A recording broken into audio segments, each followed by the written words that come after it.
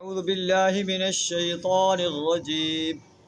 بسم الله الرحمن الرحيم. الذين إن مكناهم في الأرض أقاموا الصلاة وآتوا الزكاة وأمروا بالمعروف ونهوا عن المنكر ولله عاقبة الأمور. صدق اللہ العظیم. سورہ الحج آیت نمبر 41 آپ کے سامنے تلاوت کی ہے. اس کا ترجمہ کچھ اس طرح ہے: الذین ان مکناہم فی الارض، اللہ کے دین کی مدد کرنے والے یہ وہ لوگ ہیں اگر ہم انہیں زمین میں اقتدار بخشیں. اقاموا الصلاۃ، یہ نماز کا نظام قائم کریں گے. آتوا الزکاۃ، زکوٰۃ ادا کریں گے، زکوٰۃ کا نظام قائم کریں گے. امروا بالمعروف، نیکی کا حکم دیں گے. ونہوا عن المنکر، اور برائی سے روکیں گے. امر بالمعروف اور نہی عن المنکر کا نظام قائم کریں گے.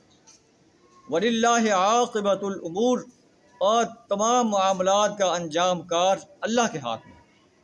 یہ آیات جو ہیں یہ ایسے محسوس ہوتا ہے کہ نبی صلی اللہ علیہ وسلم کے جو ہے جب آپ ہجرت کر کے مدینہ تشریف لائے اس وقت جو ہے نازل ہوئی، تو اہل ایمان کو یہ منشور دے دیا گیا کہ نبی صلی اللہ علیہ وسلم اب مدینہ میں ایک بے تاج بادشاہ کی حیثیت سے تشریف لا رہے ہیں.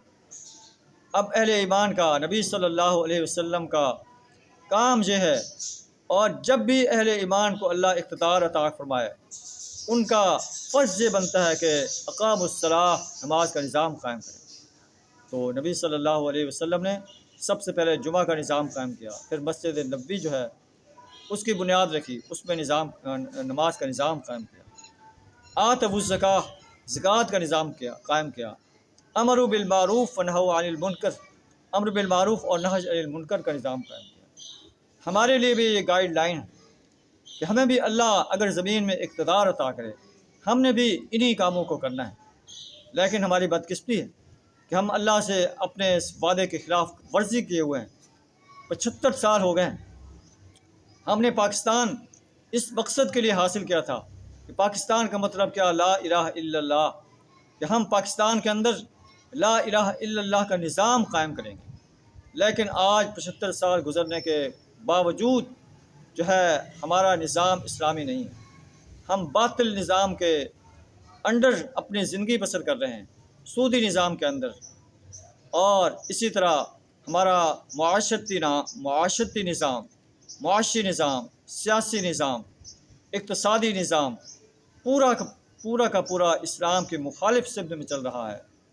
آئیے اپنے گریبان میں جھانک کر دیکھیں کہ ہم اللہ کی عدالت میں جب کھڑے ہوں گے، ہم بھی اور ہمارے حکمران بھی، جو سابق حکمران ہیں، جو موجودہ حکمران ہیں، جب اللہ ان حکمرانوں سے اور اہل ایمان سے پوچھے گا کہ تم نے اپنے اس عہد کو وفا کرنے میں کیا کردار ادا کیا، جو اللہ سے تم نے کیا تھا کہ پاکستان کا مطلب کیا، لا الہ الا اللہ، اس وقت ہم اللہ کو کیا جواب دیں گے؟ آئیے اللہ کے دین اسلام کے نظام کو قائم کرنے کے لیے اپنا کردار ادا کریں، اپنا مال پیش کریں، اپنی جان پیش کریں، اپنا وقت پیش کریں، اپنی صلاحیت پیش کریں. ہو سکتا ہے کہ ہمارا یہ عمل اللہ کے دربار میں قبول ہو جائے اور ہماری نجات کا ذریعہ بن جائے. وآخر دعوانا الحمد للہ رب العالمین.